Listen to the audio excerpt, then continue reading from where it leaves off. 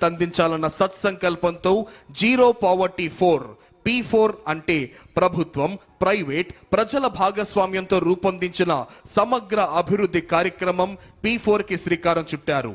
P4 కార్యక్రమంలో 3 ప్రధాన అంశాలు: family mentorship, community adoption, fund a need. ఇప్పుడు మీరు చూస్తున్నారు, మన ముందుకు వస్తోంది సెర్ప్ శకటం. మహిళా సంక్షేమమే చంద్రన్న ధ్యేయం. 1,00,000 మంది మహిళలను పారిశ్రామికవేత్తలుగా తీర్చిదిద్దడమే మన ప్రభుత్వ ఆశయం. ఆంధ్రప్రదేశ్ ప్రభుత్వం పేదల సంక్షేమం, మహిళా సాధికారత మరియు గ్రామీణ అభివృద్ధి పట్ల అచంచలమైన నిబద్ధతతో ముందుకు సాగుతోంది.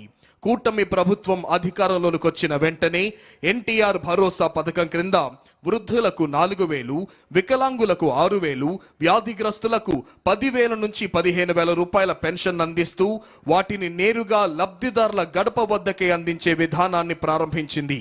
2024-25 మరియు 2025-26 ఆర్థిక సంవత్సరాలలో 52,450 కోట్లను విడుదల చేసింది.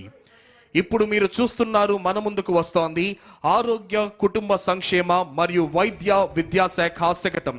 ఆంధ్రప్రదేశ్ రాష్ట్రం ప్రస్తుతం కీలకమైన జనాభా మార్పు దిశలో ఉంది. తగ్గుతున్న సంతానోత్పత్తి రేటు, పెరుగుతున్న వృద్ధుల జనాభా భవిష్యత్తుతో ఆర్థిక ఉత్పాదకత, ఆరోగ్య వ్యవస్థ, సామాజిక భద్రతపై ప్రభావం చూపే అవకాశం ఉన్న నేపథ్యంలో రాష్ట్ర ప్రభుత్వం ముందస్తుగా జనాభా నిర్వహణ మార్గదర్శక రూపకల్పనను సిద్ధం చేసింది. ఈ రూపకల్పన స్వర్ణాంధ్ర విజన్ 2047 జాతీయ విధానాలు, సస్టైనబుల్ డెవలప్మెంట్ గోల్స్ కు అనుసంధానంగా రూపుదిద్దుకుంది. ఇందులో 4 ప్రధాన అంశాలున్నాయి.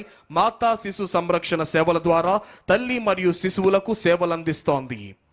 ఇప్పుడు మీరు చూస్తున్నారు, కదలి వస్తోంది స్త్రీ మరియు శిశు సంక్షేమ శాఖ శకటం. మన ముఖ్యమంత్రి శ్రీ నారా చంద్రబాబు నాయుడు గారి ఆలోచన, దూరదృష్టితో ఆంధ్రప్రదేశ్ రాష్ట్రం ఇప్పుడు జనాభా నియంత్రణ నుంచి జనాభా నిర్వహణ వైపు దృఢమైన అడుగులు వేస్తోంది. జనాభా నిర్వహణ దిశగా దేశంలోనే తొలిసారి ప్రపంచ జనాభా దినోత్సవం సందర్భంగా అమరావతిలో జాతీయ సమ్మేళనం నిర్వహించుట ద్వారా జనాభాను భారంగా కాకుండా దేశానికే ముందు నడిపించే శక్తిగా పేర్కొన్నారు.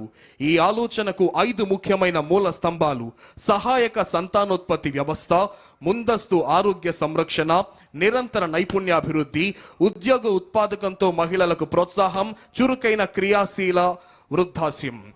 ఇప్పుడు మన ముందుకు